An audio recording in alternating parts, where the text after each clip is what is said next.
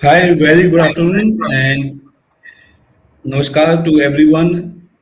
We are live from the 18th World Education Summit on the 4 p.m. panel, and we are here going to discuss on the topic challenges to internationalization education in the post-COVID era. So here we have esteemed panelists from the Pan India. I would like to introduce all my speaker of this panel. So I would like to welcome Professor Dr. Sibaram, Vice Chancellor, Sharda University, Greater Noida. Welcome, Sibaram sir. Welcome to the World Education Summit. Thank you for giving your precious time to us, sir. I would like to welcome Professor Dr. S.P. Singh, Vice Chancellor, Royal Global University from Guwahati. Welcome, Singh sir. Welcome to the World Education Summit. I would like to welcome Professor Sumesh Singh, Vice Chancellor, Jagannath University. Dhanyawad Sumesh sir for joining 18th World Education Summit. And I would like to welcome Ms. Albeena Abbas, Director Academics, Asian Academy of Film and Television from Noida. Welcome Albeena ma'am, welcome to 18th World Education Summit and thank you for giving your precious time. We have also Dr. M.N. Patel, Provost, Parul University. He will join in the mid of the session. So as the topic is that challenges to internationalization education in the post-COVID era. So I will take the opening remarks from the each panelist of this. Then we will further move on to the discussion. So I request all my audience, if you have any question, you can put in the question in the Q&A section and we will take it live from our speakers. So as we all know that we are talking about internationalization of education and we are talking about the becoming the global guru. So starting from the Albeena ma'am, ma'am, your opening remarks regarding this topic, how you think, what is the major challenges, opportunities? Is this COVID era brings the opportunity or it is a challenge for us regarding the internationalization of education? And also, you can also highlight, it will help us in the enrollment or in any other manners. Over to you, Albeena ma'am. Thank you so much, Abhishek. And first of all, I would like to thank Elets Technomedia for giving me such an elite panel to be a part of, and I really feel honored to be a part of such a panel where such senior people, such eminent people are there. And as far as the topic of today is concerned, the challenges of internationalization of education, so the very first thing that we should understand is what is internationalization of education. Now, just before the COVID, there was this national education policy which came into being, and there were some proposals which came in, and it talked about various international universities which would be coming into India, and there were some proposals where they were being given some, some entries, let's say some top 100 or 200 universities, just to pave way for them so that they can come in India and they can have their own campuses or maybe some collaborations and they can have it. It's not that India didn't have those kind of collaborations, but this time the universities could actually, open their campuses in India, and that's how it happened. And then suddenly the pandemic happened and everything went topsy-turvy. All of us were, clueless what to do and when will it end. And then came the digitalization. And what NEP, the National Education Policy, said at that time, when even pandemic was nowhere around, it was all, started, we could actually see that it is happening without even, allowing the universities to come into India physically. It was everywhere in India. Everyone like Harvard or Columbia University or all big platforms like Coursera or EDX, all of them were, offering a lot of, array of courses where anyone and everyone can go and, they can enroll themselves for free. Harvard, I think the most number of courses they offered for free this time during pandemic. So the internationalization of education was good in a way during COVID, but as we all of us here sitting are part of organizations who are privately run, right? So definitely, if physically all the universities will come in, it will be a big challenge, for all of us. Even now, when people can see that, sitting at home, you can acquire a degree, so it'll be easier for them. It is much easier for them to, just sit at home and do it. But we in AAFT, we run a lot of creative arts courses where you actually require those practicals, right? So there we have to, that have that hands-on experience. There online might not work, right? But I think, in a way, it is advantageous also for the country, because a lot of people who were not able to afford the education, the international education, they could actually, do that during the era. And if the NEP, what NEP said, the internationalization, if that happens, the universities come into our country, then I think the brain drain thing, which we have always been talking about, that would reduce a lot, because we always say that people go abroad and they never come back, so those kind of things might go down. And I think, a lot of top universities, they have always been interested in bringing in their policies, their things in India. And in a way, we'll be very much benefited as a country, where pedagogy, international pedagogy, international technology will come into India if the international universities come into India. But and also us, like people like us who are into private universities, will also be into competitive thing. The only disadvantage that I see out here for the people who are involved, it's just the affordability of the education we will lose. The affordability will go away, because it is now, it is affordable, but once the foreign universities come in, the fee structure would go way above. And this is what I have to say. Thank you. Thank you, Albeena. You have raised a very much point regarding the brain drain, regarding the fee structure, regarding the people, those who have fled to the foreign countries. How do we make them back? We will discuss further in the our panel discussion. So I would like to move on with Professor Sumedh Singh sir, Vice Chancellor Jagannath University, to give their opening remarks regarding this topic on the internationalization of the education. Sumedh sir, can you put on your mic? Thank you, Mr. Abhishek, giving me this opportunity to share my thoughts, views, and the experience which I could come across precisely in last 12 months, right? And at the same time, let me congratulate you and the whole team of Elets that yes, within last 3 months, you have gone for the second World Education Summit, and the theme is innovation, right?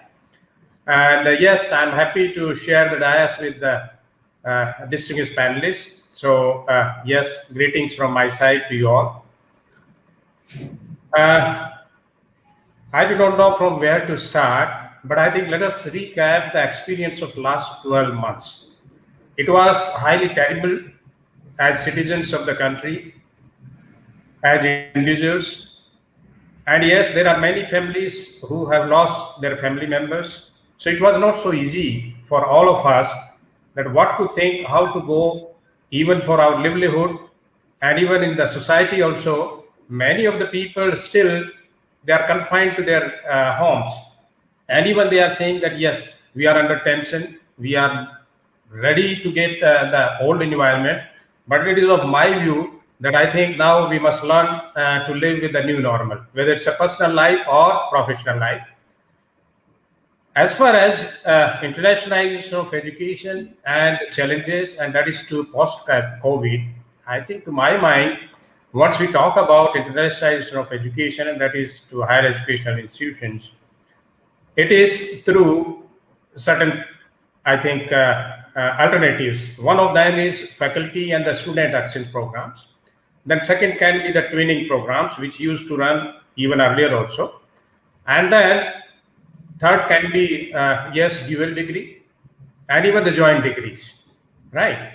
So to my mind, the biggest challenge as of now, or maybe in coming 6 months, is that any student who will opt for either through collaborative effort or maybe going abroad, is precisely in US, UK, or Australia, or a few of the other countries.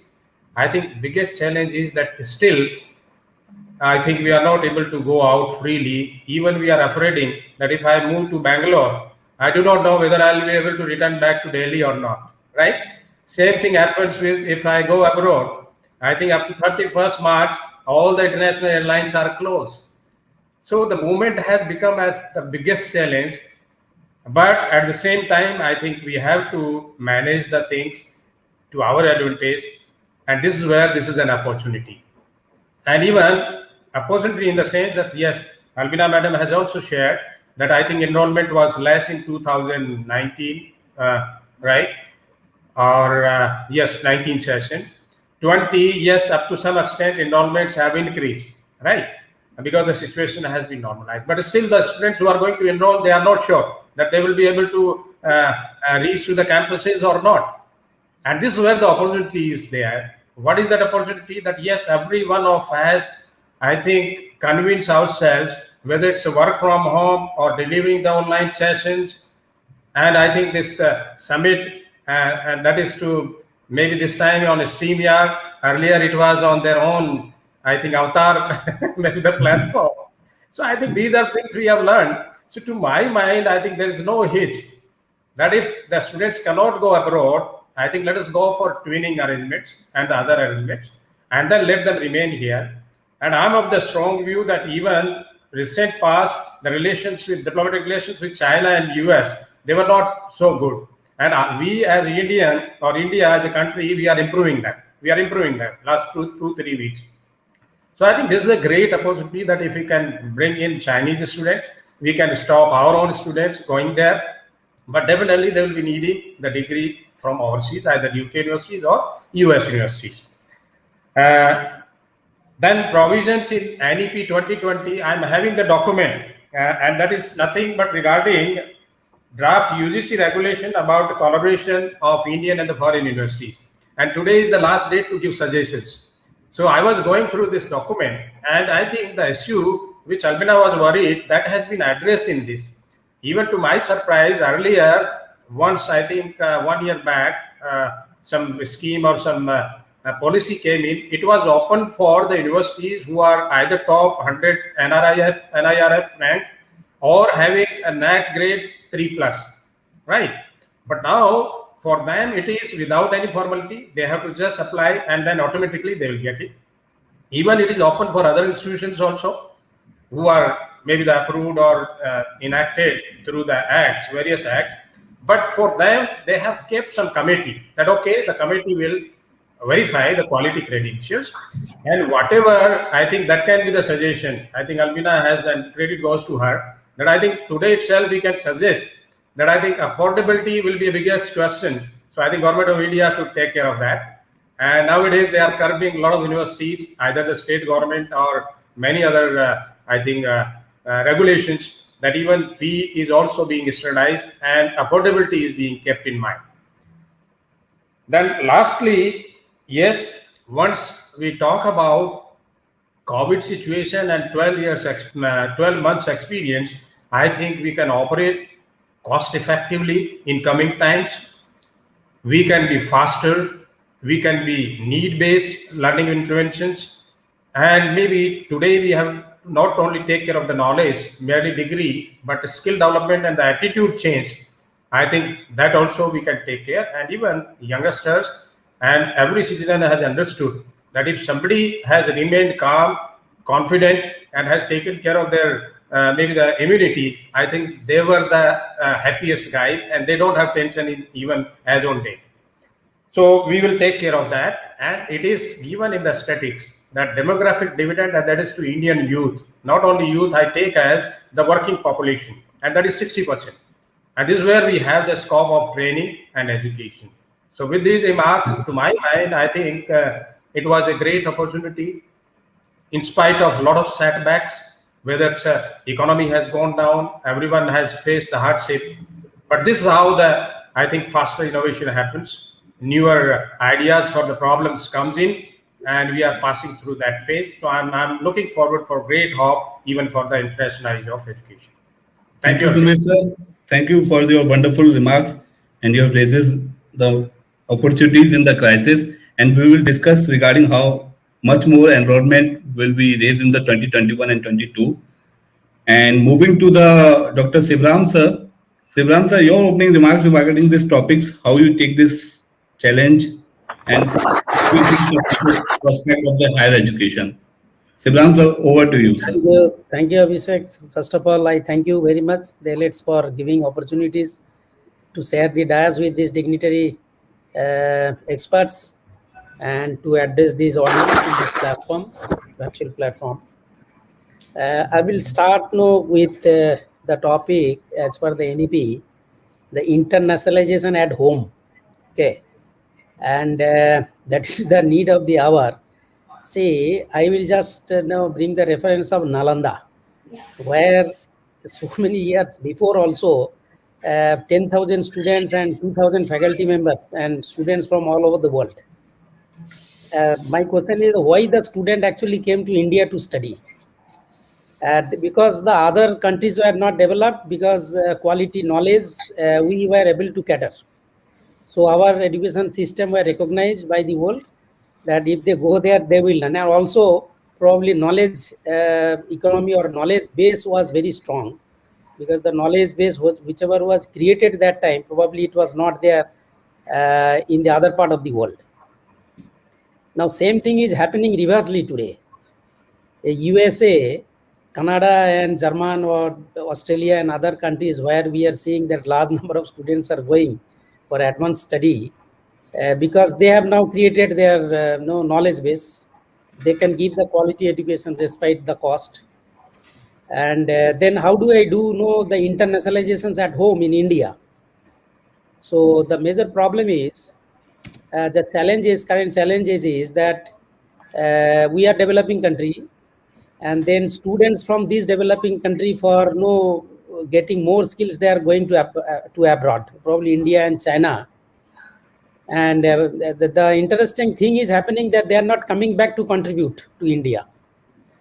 So that is a big failure in the system, or big concern in the system. Whereas maybe China, those who are exporting large number of students, but maybe their skills are coming back and contributing to build the nation. That's why probably China is a bit ahead of India.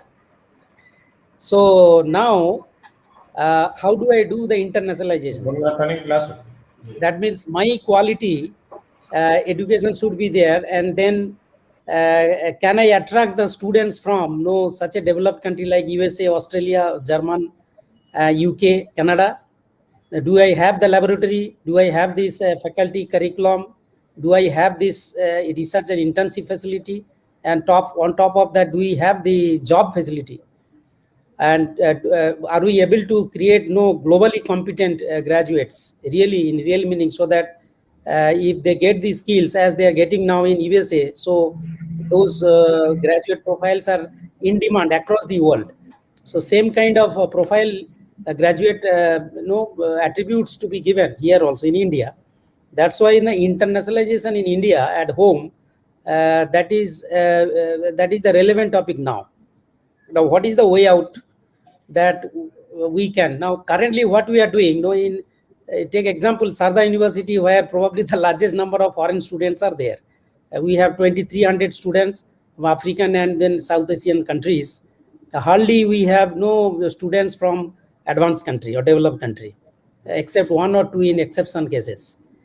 Why these students are coming to India from Africa and this South Asia? Because as already Sumesh has mentioned, that no cost, and we are giving better quality at least compared to those countries, okay, that the educations they are providing. So instead of going to the developed country where cost will be more, so to get this at least better quality education compared to their own country, they are coming to India. Now unless we make the system better quality or the comparable quality with the developed country, the education system, we cannot compete with these developed countries. We cannot make the internationalization here. So What are the challenges are there? First of all, we are designing the curriculum.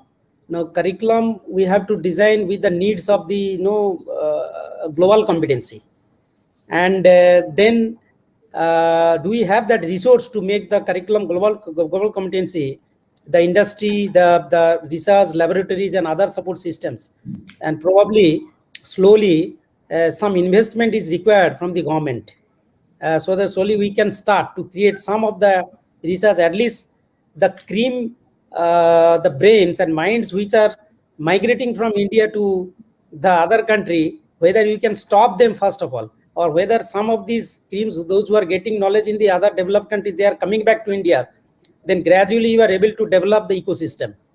So that I think private public partnership and government support should be there, and it is possible to break through, but we have to work a lot. And then your internationalization standard faculty, the content delivery, although no, in Sharda University and other university we are delivering no content, but have we have developed our content which is very relevant to the African countries? Have we studied the countries properly? What is the skill demand in their countries? And then probably we can have that. Of course, we have our office in almost most of the international. We have studied something, we give some, but still big gap is there.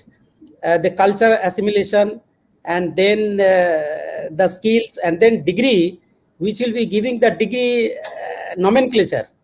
If you have handful of students from the other country, if you want to give the degree in the name of from their country relevant degree title, then separate program will be there whether you can afford. So better you cohort the students with the Indian program, then you are again diluting their curriculum, and then program duration. So there are few constants. We have to work out. If students numbers are more coming, then it is possible you have an entirely separate content, separate course, and separate skills for very country relevant or region African relevant, say for example, and then we can even do some more cost optimization and more quality relevant to their own country. So making really a graduate relevant to their country or jobs, opportunities and skills, everything. And one more aspect is that like other developed country, they are giving the skills as well as they are giving the jobs also. You can see the statistics that the Indian students, cream students, those who are going for the higher study in USA, how many are coming back? And mostly they are preparing to serve in USA, Canada, or Australia, like that. And then if we have made the internationalizations for these African country and Asian countries here in India, but we are unable to provide them job. Our purpose is that you get the educations, you go back to your country and you do the service there. So hardly we absorb any African countries. So these are the differences are there. So these are the things. It is possible, it will take time and gradually, but everything depends on how much infrastructures we create and systems we create, thereby at least some of the jobs, high-end jobs we create, and some portions of these students we absorb. Then only then students will be attracted towards this Indian curriculum, and then in true sense will be advancing towards success of internationalization in India itself.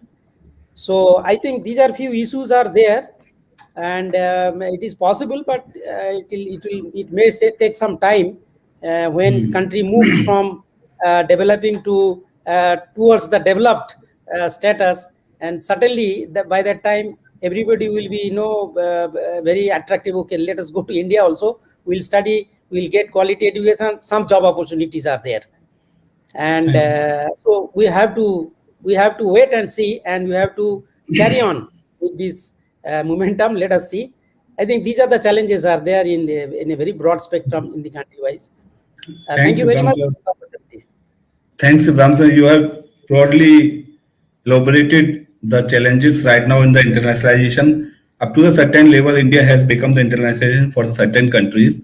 But to gain that particular standard, we have to work very hard, and let's see how we put in these things in action. Coming to the Professor Dr. S.P. Singh, sir, your opening remarks regarding this topic, then we will further move on to the discussion. Thank you so much, Abhishek. It was really a wonderful evening so far because the three eminent speakers have spoken so very well, and in a way they have elaborated everything, which I was also thinking of speaking. But then it was really a fantastic journey so far, and Albeena, Sibaram, Khara Sahab, and Sumer Singh ji, we have just thought about discussing internationalization of education. I mean, two perspectives have come, so I will probably touch upon both of them. That was there in my thought also. One is that international students from India going abroad and from abroad coming to India. Second is how we can bring up our education level to the standard of international standards, so that we can, because sitting at Guwahati in Northeast India, it's quite likely that we have a neighboring countries like we have Bhutan. Bhutan is hardly 120 kilometers from us. We have Bangladesh, which is hardly a few kilometers from us. We have Myanmar, and we have other countries nearby. And the corridor which we are going to bring in Southeast Asian countries, quite likely that Thailand or maybe will be closer to us than Delhi in due course of time. So in that scenario, we have a lot of opportunities and scope, and especially during the COVID time. During the COVID time, what happened? We get connected. The positive side of the COVID time is that we get connected to many countries, from Philippines to Thailand to Korea, and all other national and international levels seminars we have organized, conducted. So the Indian education system is quite, I would say, have got some kind of reputation around the world. May not be in terms of the quality of education, which Western countries, where the 50% of 5.2 million students are going to UK, US, Australia, France, Germany, and Russia. The five countries, the 50% children are going a migration of the students. But more than that, now people know that, as Shivam Khara Sahab have very rightly said, that along with teaching and education, if we don't have a pull factor is basically the jobs, availability of jobs, and the economy, and the situations where we absorb these children. Till that time, bringing in students from Western countries will be very rare and few. And the few who will come will not come here for the expectation of job, will come for some India-centric education, which is the part of our NEP. Because once we see NEP in totality and we see internationalization of Indian education, we see it as more of internationalization of Indian education with respect to India-centric education. Now we are talking after a long time about India-centric. India-centric doesn't mean that we are not thinking of innovations, we are not thinking of development, we are not thinking of creating patents and other things, but we are basically trying to challenge the existing education system of this world, where it is more of job-centric, more of money-centric, more of centricity towards creating resources, absorbing resources, and earning a lot of money. Probably in our education system, and what we talk about Nalanda Takshila or Vikramshila, probably that is the reflection which we have seen in our education policy. This is reflecting that anybody who want real education, not education for job, not education for creating livelihood, but education for life, education for happiness. So that way India can be having a curriculum, the all around this country, all educational institutions should think beyond creating job oriented citizens, then lifelong learners, or maybe whatever the part of the NEP is, so that it becomes a education which is more ethically, morally sound, which is actually going to bring in a lot of laurels, not only in terms of money, but also in the lifelong happiness. So this is the new dimension has emerged from the NEP. And during the COVID time, we have realized that, and maybe many of us who are having well off or maybe have a lot of money will think about it. Many students who are at the brink or maybe at the level where for them it is very essential to get some degree, some professional course and start earning. For them also, it has been found in due course of time during researches that their way of life will not be a good journey unless and until, along with professional education, they're also being trained as per 11.1 of NEP that they should be learning 64 colors of life. They should be having Sanskriti, Sanskar, and Sansari Gyan. Sanskriti, Sanskar, and Sansari Gyan should be the buzzword for the new education system. If I talk like this, people will think I'm trying to deviate from the basic purpose of education that says job oriented or skill oriented or lifelong livelihood oriented. job-oriented, livelihood-oriented is a part of it. In a journey of education, last 30 years, I've identified job-oriented, livelihood-oriented, and skill-oriented remains for some time. After some time, your growth directly proportional to what I'm talking about, the other part. How good you are, how lifelong learner you are, and how you are able to take your life forward. Many people struggle so much that they finish off at the age of 45 or maybe 40 at times, because they are too much into professionalism and they do not think that they have to learn gradually to go further. So this India-centric education is internationalization of education in my perspective, or maybe a new perspective I'm talking about. And gradually we will be able to pull many students from these developed nations also, may not be for high-end research for some time, maybe after some time, yes, may not be for high-end jobs that may be thinking of, but maybe for right kind of education that will make them happy. Because in India, education may not be sought after thing for people who are in US, UK and other developed countries, but spirituality. And you see any of the ashrams in this country, any of the babas in this country, any of those gurus in this country, all Western countries are coming and flooding our nation in the name of spirituality. It means spirituality has something to do with education, and people who are highly educated, having a lot of wealth and things, they are going back to spirituality. So maybe spirituality, ethics and values, they should be component of our education system from today, so that another 5 years to 10 years, people will leave US, UK and France and Germany. They come to this country maybe for a less paid job, but maybe for a better life. That should be the buzzword that come out from NEP, and that also has been reflected during COVID times. Another issue is that now twinning program, twin degrees, whatever we talked about earlier, has become easier. Now it is becoming easier because we are standing at a front where we can show that you may be having Rutherford, but I'm also having Vikramshila. I'm also having something which is great.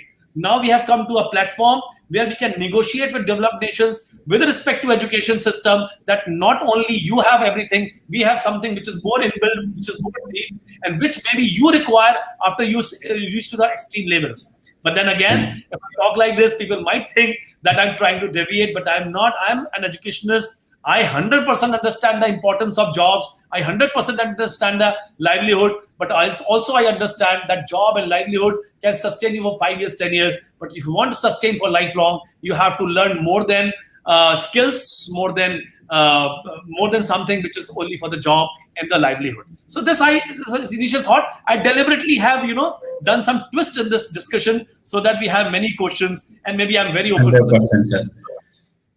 Well elaborated, Singh sir, and you have better elaborated regarding the spirituality in the education. And this is true, sir. Many of the famous names you speak out, like Steve Jobs, like Mark Zuckerberg, like Julia Roberts, they come to India, they visited India, they have gone to a very spiritual places, then we get back to their country, then they rise to the success. So if we take their numerous examples, you can take out that from the India, they have learned many things regarding the values and ethics.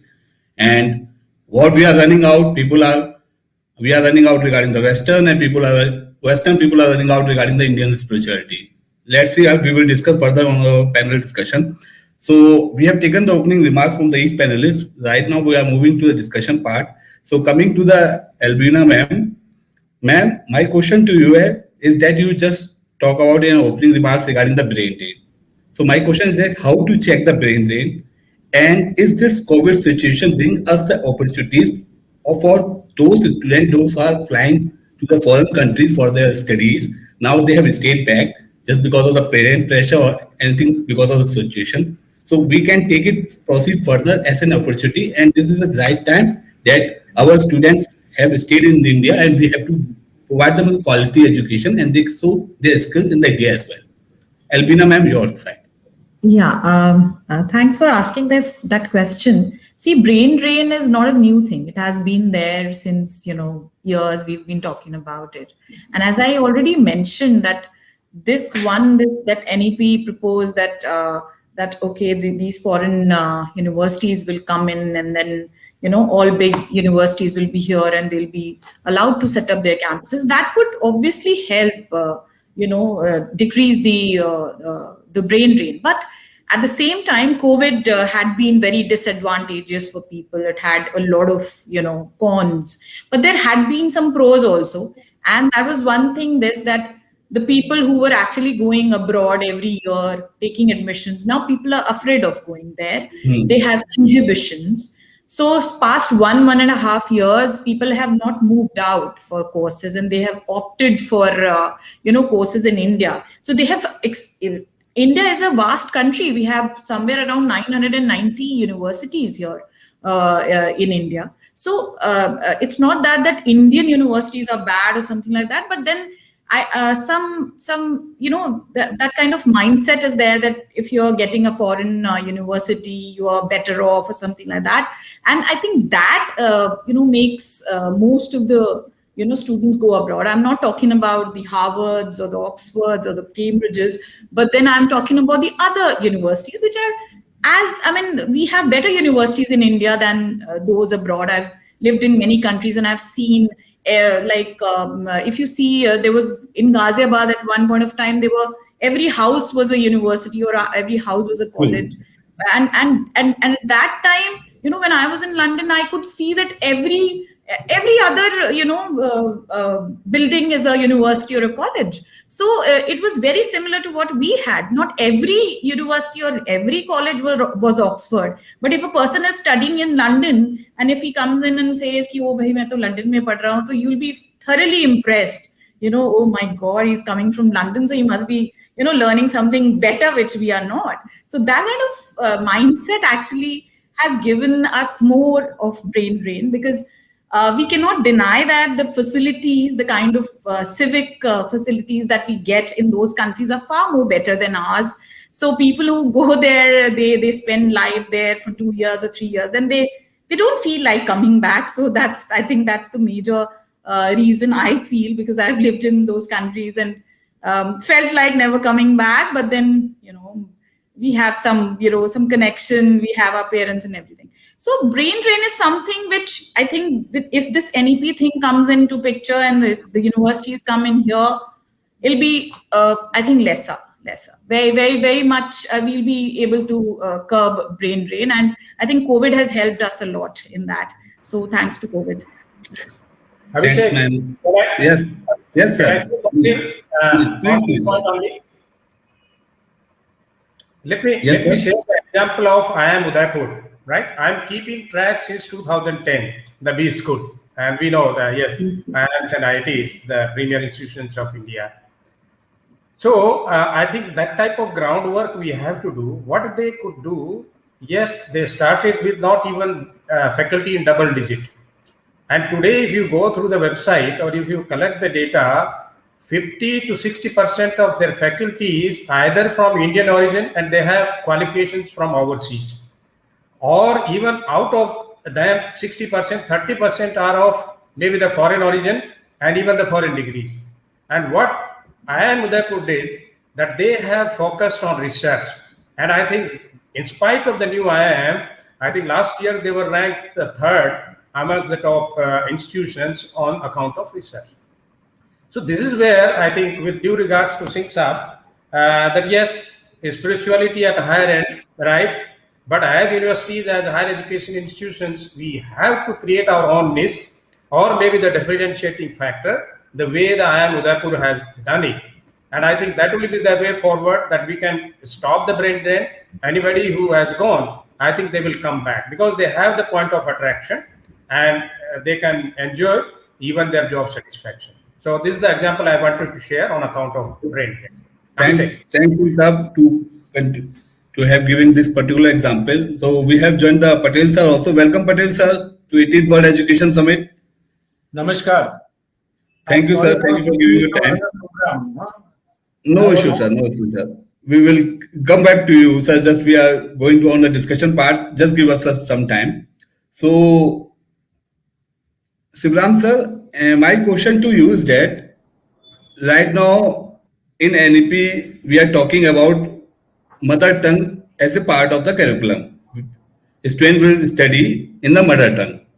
And we are talking about the internationalization. As India is the country where most people are speaking the English in terms of the US also. We have exceeded in the numbers of people in the US also. Then do you think it will be the barrier that we are speaking the English also and we are using the mother tongue, that it will be the barrier for the internationalization, that or we should continue with English speaking only, mother tongue should be rest to the up to the third or the fourth class? So what do you think that this policy will implement in the future? It will help us or it will bring a new challenge to us? No, it will not damage at all. No new challenges. Only thing is that we have to reorient few things. So mother tongue means ultimately your thought process, no innovative thinking, that is to be cultivated. Okay. And then at the very CTG का जो हम बात कर रहे हैं, whatever socially economically disadvantaged groups, and they are basically people will understand in mother tongue, and we are experiencing also in higher education in Greater Noida area, the students, those who are coming from some interior rural area, and they are facing problem in the BTech first year. We have made a thorough survey and understanding that what type of problem they are facing, and even some students are requesting, please these things if you can explain in Hindi and I can understand. Now thing is that now language will be the medium of communications, and this is the problem where the too much English speaking or family backgrounds or location wise they do not have much scope to be exposed to the English medium. But that does not necessarily mean that internationalization will be hampered, because in that standard, I am also from a very interior village. Maybe hardly anybody was knowing English from my village when I studied.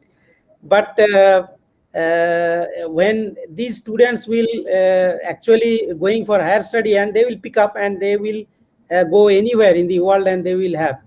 Now here question is that when students are coming from say African and then other Asian countries to India for study, and whether mother tongue, that time you cannot do, because English will be only the medium, and you cannot also speak in their own language. Then those faculty competency, it is not possible to teach different country students in their languages, own languages.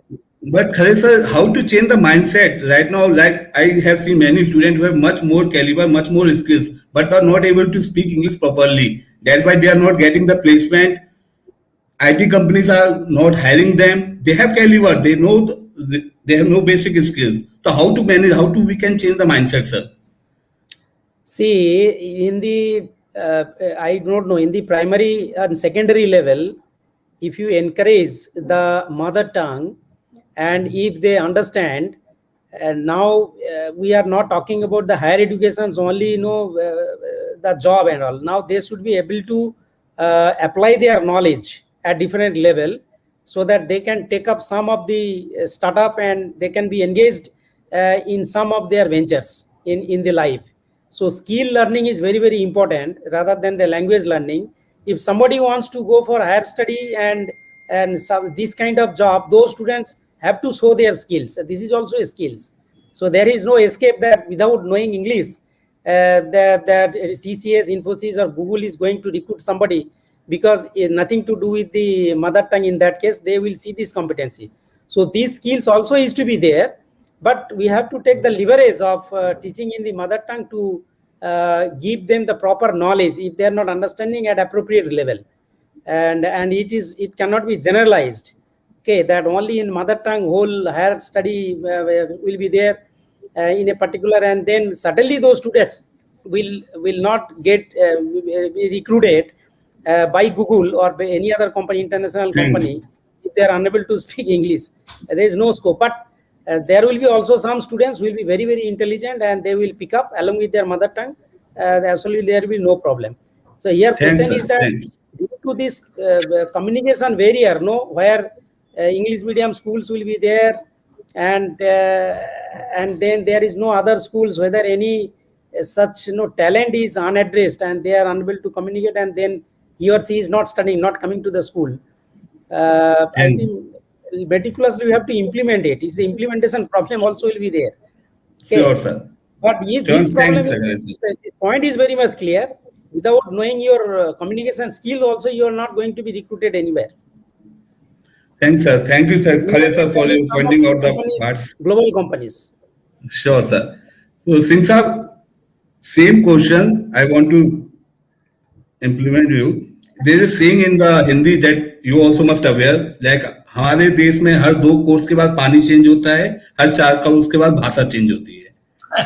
So, how do you think that such kind of a barrier where we have a multiple language, we have numerous languages, and English is the only sort of medium where we all communicate as is the international language also. Then many countries who are following their language only, like if you count China, Japan, Germany, they are using their language, they are using English as a second language. Now we are implementing from 100 years, we are passing out English as a standard, English as a mindset. Now we are coming to the mother tongue.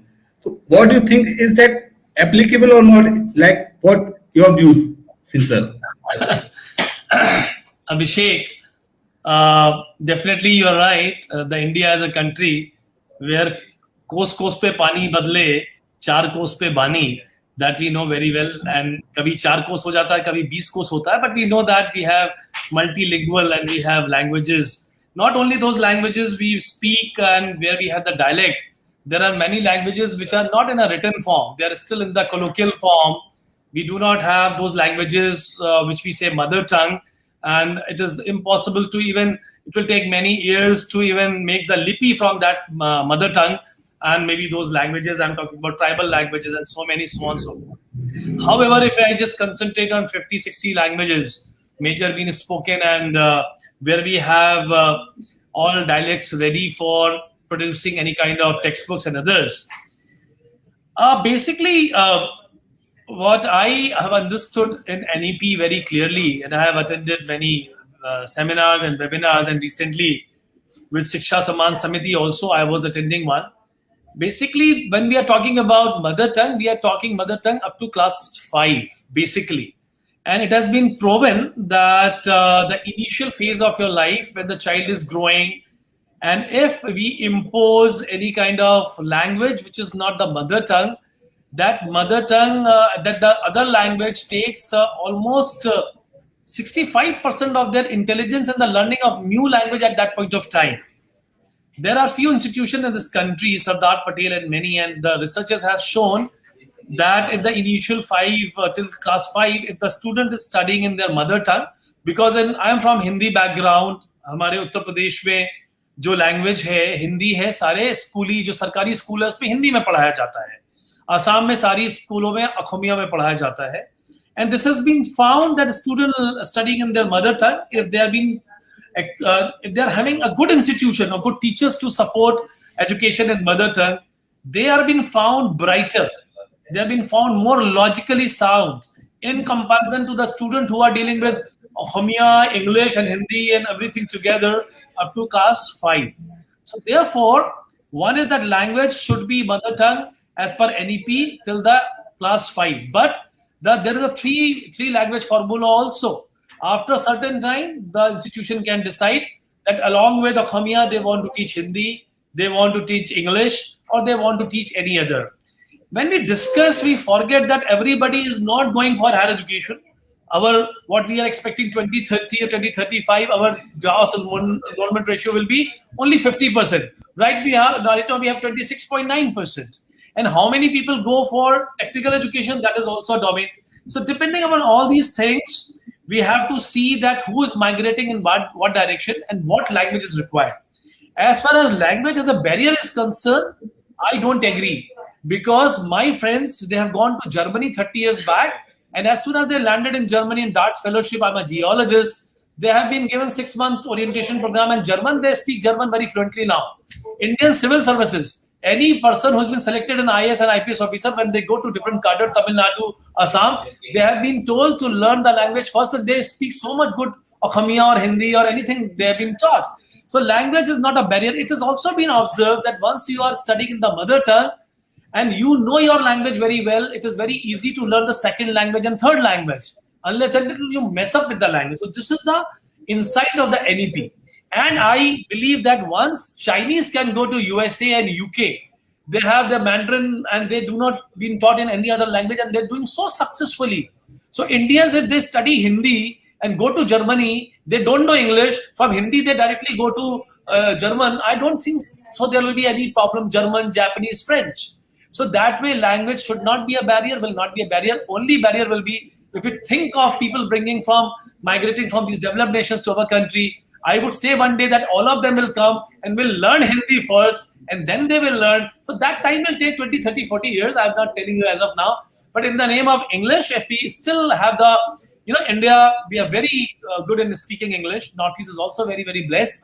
And if we get students from those countries where the English is the first language, the second language, I think we can use this as a benchmark as of now and bring in more international students to our country, and thus vice versa from our country to other country. But it should gradually reduce, that I believe. And mother tongue is being taught with respect to class 5. Thank you so much. Thanks, Singh sir. Thank you very brief. Beautifully, you have elaborated regarding this situation. And I think mother tongue is not a barrier, and it's a human capability how we take it as a challenge or as an opportunity. So Patel sir. Ji, namaskar. Namaskar sir. Thank you sir for joining sir. So Patel sir, here we are discussing regarding the internationalization of education. So Patel sir, I want to ask that one question that was raised by many IT companies, like our certain number of percentage, like more than 85% of graduated engineers are not much skilled for recruitment. That was issue raised by various IT stalwarts. So there are two aspects. Please. Yes, sir. Yes. Overall, over to you, sir. There are two aspects. You are talking about skill, and another is the communication. As one of the learned speaker was talking about that such company, they always tell that your students are very good as far as technical knowledge is concerned, but due to lack of English or communication, they are not through. And this thing also I faced from LD College of Engineering when I was principal. It was one of the best leading engineering college of Gujarat, where so many company comes, and they also commented that. But as a result of that, so many of our students, they have just come from the villages and learn rather in a local language or vernacular, but they are very successful as so far abroad concerned. They are very good in position as so far the Google is concerned, HP is concerned, and other companies are concerned. So language is no doubt can be required, but I will give my example. I am coming from very small village where there was no English up to 8th standard as a subject. No question of English medium. Then I've gone to the college. Obviously, it was very difficult because it started the English medium. But slowly we have picked up it. So like that way, as one of the learned speakers said, that the Chinese people are going to US and get settled, and they have also passed some good communication. So language may not come in that way, but at any point of time, wherever we are supposed to. He has also given the example of IS officer. So suppose any IS officer from South or from else will come to Gujarat, they have to learn the Gujarati, and we have seen that they are going to be rather very good Gujarati speaker. Not only that, they are writing some article in Gujarati and so on. So I think language is to be there, but if it is not taught, then there is no problem. It can be at any point of time, whenever it is required, it can be covered up. Now we come to the main topic of our internationalization. Internationalization is no doubt so many webinar, seminar or at AI level also conducted. And some of the comment comes that we want fee in terms of dollar. That's why we are inviting the student from foreigners. It is not like that. Even our government of Gujarat has gone special drive study in Gujarat, and they have conducted so many fairs, so many talks, and so many exhibitions at various countries. And as a result of that, at Parul University, we have got about 1,200 foreign nation students of 56 countries. So in campus, you see that, you feel that the students are of various countries are studying over here. Now, the advantage of that internationalization is what? We talk about that funny fee aside, but they are from different culture. And here we are providing the platform to perform their days within the campus with providing costume. We have the cultural department, and there is a very good cultural exchange. And our students from different states or different country are became a friend to each other. And like that, we also there is a good learning exercise. So internationalization is no doubt is a good thing, where language is no doubt little bit problem is there, but it can be resolved up some passage of time. And I give one example that one of our successful person from Surat is a diamond king. His turnover is more than 9,000.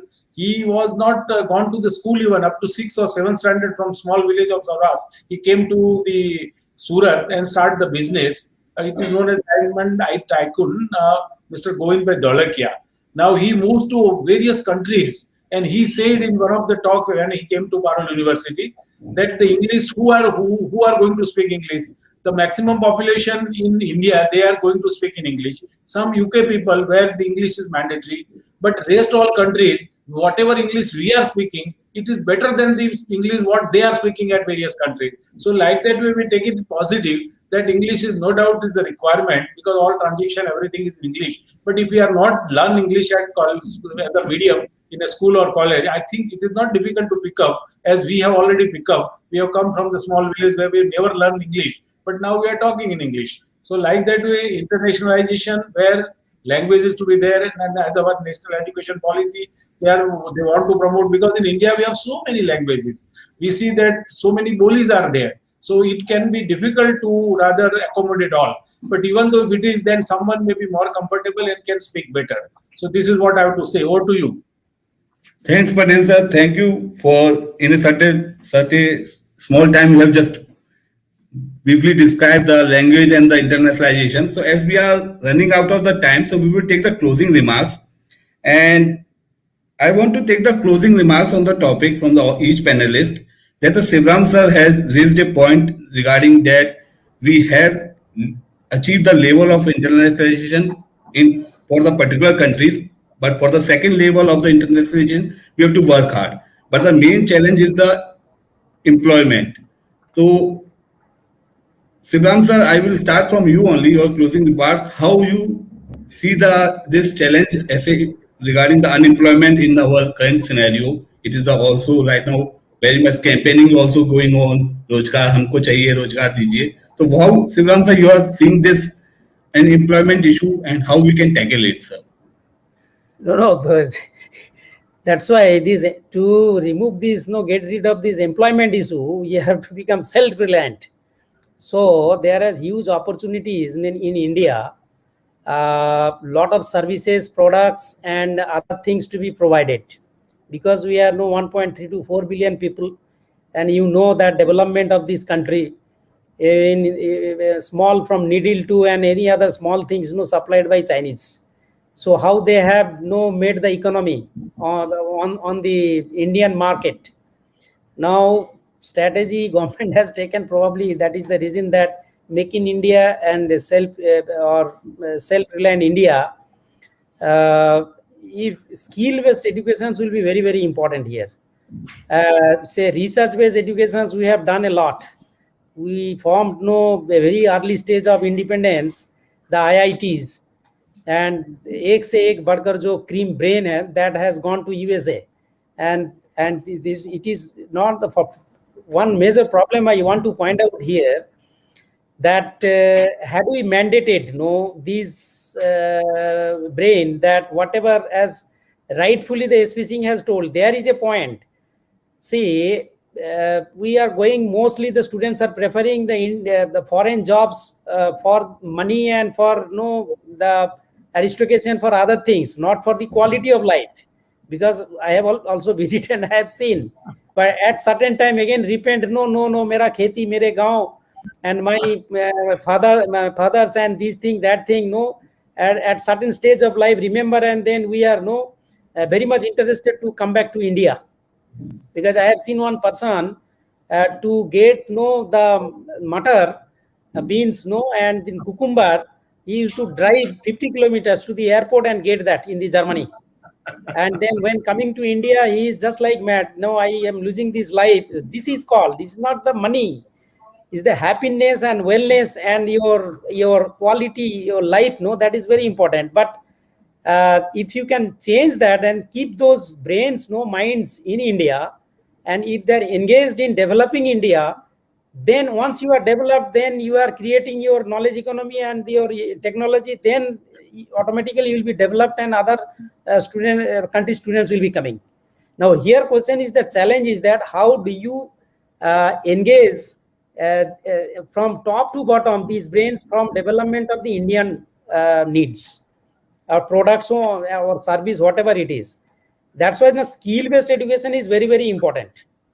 If drone that students can make, without knowing the much research in the microprocessor, microcontroller, Arduino, all those things, they can buy the parts, and even in the school level students, they can design and come out with some drone based applications which will be applied in the irrigations, or they can plug the coconuts, and they can do that without knowing much advanced technology, because now technological devices has becoming plug and points and play device.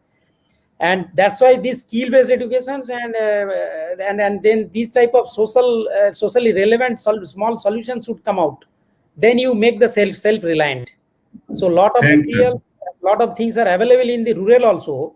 Instead of depending on the China, if you can start giving the solutions in India homemade and making the local to vocal, and you have to understand very at the ground level what is and then if you succeed there, then only you will be successful, and then your employment issues is going off. Rather, you will be giving employment to those African students, those who are coming here. So let us work on this. Thanks, Khara sir. Thanks for your wonderful closing remarks. Sumer sir, your closing remarks in 2 minutes regarding the connecting dots from the employment to the internationalization of education.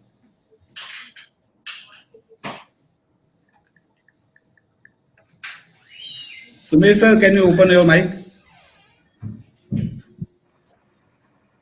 See, as far as employment is concerned, I think today it's the biggest challenge. And once we see the situation of all the developed country economies and India as such, and if we go beyond even 2021 and next 4 years, I think the way out is that somewhere the skill development has to take the front stage, though we were talking much, but I think less was done.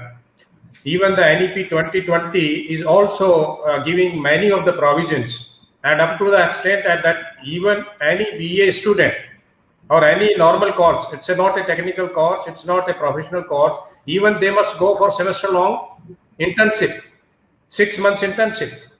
So to my mind, I think we as India talking a lot about skill development. Since last 10 years, I'm seeing CII skill deficiency report and many other reports, Niti Aayog also.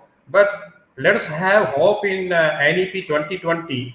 And the biggest role is before all the higher educational institutions. And many times, even during this discussion, I think I do not know how many times we have used the word faculty. To my mind, yes, first faculty quality and then the quality students to any institution. I think that is the issue which is pending since long. And at national level, whether these are central universities or IIMs, IITs or private universities like us, I think somewhere we have to have first the capable teachers who can develop the skills. Thanks, Singh sir. Thank you very much, Sumer sir. Patel sir, over to you regarding the closing remarks, connecting dots for employment to internationalization, and is self-reliant India mission is sufficient for that? So obviously, as it was discussed a lot about employability, I am always to ask my students, those who are entering this university, why you are studying, why you come to the higher technical or this professional education. Then all time the answer from student is that to get a job. We want to change that answer. We want to say, okay, we have to train in such a way, with all respect, overall development student. So he should think that I am not going to study for a job, but I'm going to have my own so that I can give job to others. As we know that the NEP 2020 says that there will be 50% gross enrollment ratio. If we satisfy that, what will happen is that whatever graduate, postgraduate coming out from this university, we are not able to give the job to them. So we have to train them so that they can think for the entrepreneurship and they should, as we know that in China and so many countries where they are having so many short-term programs by which they are starting their own. So like that way, we have to change the quality of education, type of education, so that the student and naturally for internationalization we are talking, as we have seen that so many students, and altogether today we have 2,000 students from various countries. But we are not giving them job in our country because due to some visa problem and other they are coming from. But there also doors we are going to open so that they can also can get settled to our country. Just our people are going to settle in US and other good countries. So I think internationalized, we should promote it. There will not be any hindrance of language. And we should train the students skill based so that they will think for their own without asking for the jobs. This is what I have to say. Thanks, Patel sir. Thank you very much for your closing remarks. Albeena ma'am, your closing remarks regarding this employments and the internationalization of education. Yeah, certainly. I think on a lighter note, I would just like to mention that, the true internationalization of ours has happened as we've started to be on time for everything. That Indian standard time has gone. We are starting on dot. With every webinar or a meeting. It is so important for us. And I think this COVID has made us learn that. And as I think all my seniors here have already talked about employability. So I also believe that self-reliance is something which is the need of the hour. And even like I can give a very small example that, cinema students, which we are teaching, all of those, even in their second years, they've started their own production houses, and thanks to these OTT platforms, they're getting the opportunity to be there. So, there are n number of opportunities for youngsters for these days to be self-reliant. And I won't take much time, as I can see the time is running out. And I would like to hear Singh sir. Singh sir, your closing remarks. I think everything has been said, and there's no doubt that as many entrepreneurs we have, more job creators than job seekers. This is the buzzword going on in the air from a long time. Definitely that will ease out the situation, but I probably will close with these things, that quality, as everybody has said, is very important. And employability quotient is the second point. And third point is that we have underemployment in this country more often than unemployment. That is my perception about unemployment here. And finally, I would say that if the quality will enhance, and as everybody has said, the quality will enhance and the employability quotient will increase. I think from armed forces to corporate houses to educational institutions to anywhere I go, I meet at least 500 HR personnel every year. They all are running pillar to post and head hunting and whatnot, and they are not getting right kind of people. If I'm wrong, please correct me. Any one of you have, I'm openly asking you it. Job is not a problem. Underemployment is a problem. And quality is a problem with respect to the student. If they come to little low level job, if I do BTech, I mean, my AC mechanic earns 40,000 rupees per month. And my BTech engineer earns 15 to 20,000 rupees per month. It is more of a mindset and psyche along with other qualities. And I tell you, in my university right now, along with this, we are performing interviews, and we are continuously interviewing people from last 5 days. And I could find only 5 out of maybe 200 or 100 people we have scanned. Issue is not unemployment. Issue is more of a quality, and unemployability is, I mean, from the very beginning in my life, I say there is a line of unemployment. As soon as you cross, you become knowledgeable enough, ready to go anywhere in this country, work with any company around, and maybe at the initial stage at a low pedestal, jobs and jobs and jobs are available. And I've never seen any of my children suffering if he or she has not stepped down one. Thank you so much. Thank you, Singh sir. Thank you for this closing remark. Abhishek sir, I think Singh sir, I am fully agreeing with you. Even this is one of the reason of brain drain. The most of the IITians and IIM guys, and even some of the NIT graduates, they are going overseas due to underemployment only. They are not getting job satisfaction here. Maybe we were making a point that they are going for money only. But this is also one of the points that IITians and the people who are highly qualified from Indian institutions of maybe the eminence, they are going overseas due to underemployment. I think this is something you have remarkably made. Right. Thanks. Thanks, Sumesh sir. So here we are wrapping this session. Thank you, Albeena ma'am. So I request Sameer to present the speaker certificate as we are already running out. And this is smaller token of appreciation from the world education side. I request this speaker certificate is presented to Professor Dr. Sibaram Khara, Vice Chancellor, Sharda University, Greater Noida. Thank you, Sibaram sir. Thank you for giving your precious time to World Education Summit. Professor Dr. S.P. Singh, Vice Chancellor, Royal Global University from Guwahati. Thank you, Singh sir. Thank you for giving your precious time to World Education Summit. Professor Sumesh Singh, Vice Chancellor, Jagan University, Bahadurgarh. Thank you, Sumesh sir. Thank you very much for giving your time. Albeena Abbas, Director, Academics, Asian Academy of Films and Television, Noida. Thank you, Albeena ma'am. Thank you for giving your precious time to us. And Dr. M.N. Patel, Provost, Parul University, Ahmedabad. Thank you, Patel sir. Thank you for coming to the World Education I'm Summit. accepting your certificate virtually. Thank you. Thank you very much. So by this, I request all the audience to follow our speakers on their social handle. If you have any other question, actually we have 7 more questions. I will send your all questions to the speakers. And you can follow our speakers on the social handles. They are very much proactive on the social handles. They can revert you on the offline as well. And otherwise, you can drop at education@digitallearning.in. So by this, we are wrapping this session. And thank you everyone for coming to World Education Summit. Thank you. Thank you, Thank you Abhishek. very much Thank you, for having Thank you, us. everyone. Nice speaking.